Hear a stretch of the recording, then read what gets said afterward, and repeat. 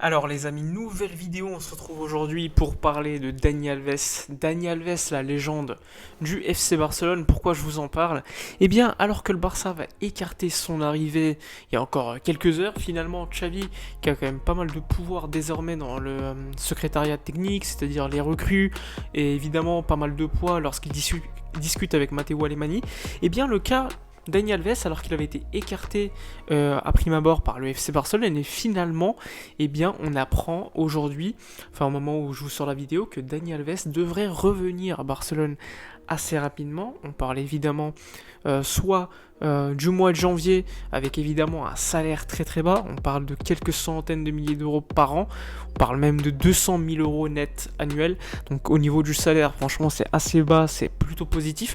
Après, on peut se poser des questions par rapport à son rendement futur, parce que Dani Alves, il arrive, c'est positif parce qu'il rapportera de l'expérience nécessairement, c'est ce qu'on a besoin parce qu'il y a pas mal de jeunes dans cette équipe, mais après ça reste un joueur de 38-39 ans, avec beaucoup d'expérience, qui n'a plus forcément les cannes pour être titulaire, pour être régulier, donc ce serait un joueur pour encadrer cette équipe de jeunes, faire progresser des Serginho Dest sur le côté droit, mais il faudrait pas non plus compter sur lui pour être le joueur différentiel. Ok, il est super intéressant.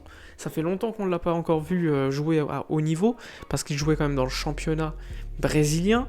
Il jouait déjà dans le championnat brésilien, il avait quand même gagné le MVP de la Copa América 2019. Donc on ne sait pas encore le niveau avec lequel il arrivera à Barcelone, mais il pourrait apporter quand même des choses plutôt intéressantes. Ça va dépendre évidemment du moment, on verra bien au niveau des matchs s'il a encore le potentiel de pouvoir apporter beaucoup de choses. Moi je pense que oui, même si ça sera évidemment par à coup. 20, 30, 40 minutes par match, ça peut être déjà plutôt intéressant. Daniel Alves, c'est peut-être le meilleur joueur, le meilleur latéral droit de l'histoire du football avec Cafu. Donc on va quand même relativiser son arrivée. Je vois, il y a pas mal de gens qui sont déçus de son arrivée, mais j'ai envie de vous dire, il coûte pas cher, il va apporter nécessairement dans le groupe. On perd quoi? En réalité, on perd pas beaucoup de choses. C'est plutôt au pire des cas. S'il flop, eh bien on aura perdu un petit peu au niveau du salaire. S'il floppe pas, bah, ça aurait été positif pour le club. Donc Xavi a vraiment besoin de joueurs fiables. Et pour lui, il estime que Dani Alves pourrait être un joueur qui apporterait, par son expérience, par son niveau, par évidemment le vestiaire, sa joie de vivre. Parce que Dani Alves est connu pour être dans le vestiaire quelqu'un de très très proche des joueurs, qui apporte une certaine joie de vivre, qui est également très proche des jeunes et qui pourrait leur apprendre beaucoup de choses. Donc ça va être très intéressant à suivre. Avec Xavi qui est peut-être le meilleur les relayeurs de l'histoire du foot, avec Dani Alves en plus dans l'effectif, eh bien ça fait quand même pas mal de joueurs, enfin d'ex-joueurs et encore joueurs pour Alves, qui ont une qualité qui pourra apprendre beaucoup de choses à nos jeunes.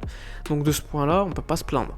Après, je comprends, certaines personnes préféraient des jeunes joueurs, de la qualité des joueurs de 20, 22 ans, 23 ans, 24 ans, mais aujourd'hui, le Barça n'a pas forcément les finances pour se payer un top latéral droit.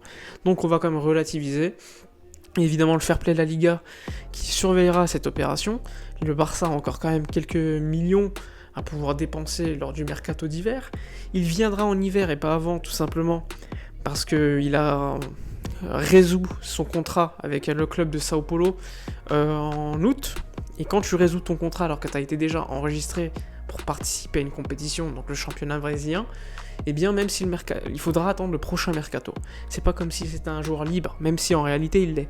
Donc il faudra patienter le prochain mercato, et là on pourra l'inscrire donc en janvier 2022. D'ici là, il y aura encore pas mal de matchs, il faudra évidemment essayer de se qualifier pour les prochaines étapes en Ligue des Champions. Là, on pourra recruter certains joueurs, on pourra également apporter Dani Alves.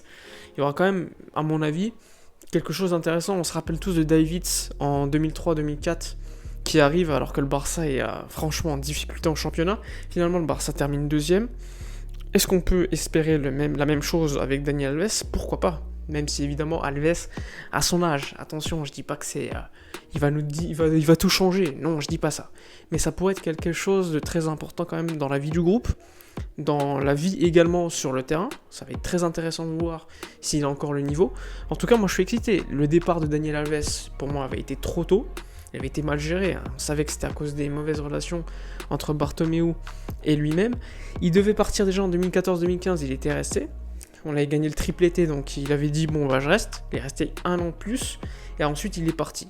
Et pour moi, ce départ, il avait été mauvais parce qu'on avait vu la saison d'après à la Juve, c'est le meilleur joueur, le meilleur latéral du monde encore. Donc pour moi, on avait mal géré son départ. Donc pour moi, un Dani Alves, une saison de plus, là, serait un bon retour, serait la meilleure étape, la meilleure chose pour dire au revoir de manière correcte. Et en plus, normalement, il devrait signer pour 1 an, plus une année de contrat. Enfin, les 6 mois restants de la saison, plus 1 an en bonus. Donc s'il est au niveau, on pourra prolonger son contrat d'1 an. Donc de toute façon, moi je vois pas beaucoup de mauvaises choses dans l'arrivée de Dani Alves. Dites-moi dans les commentaires ce que vous en pensez. Moi je suis plutôt content. Dani Alves, ça reste quand même la légende du Barça, la légende du football tout court. C'est le joueur le plus titré d'histoire devant Messi, faut pas l'oublier.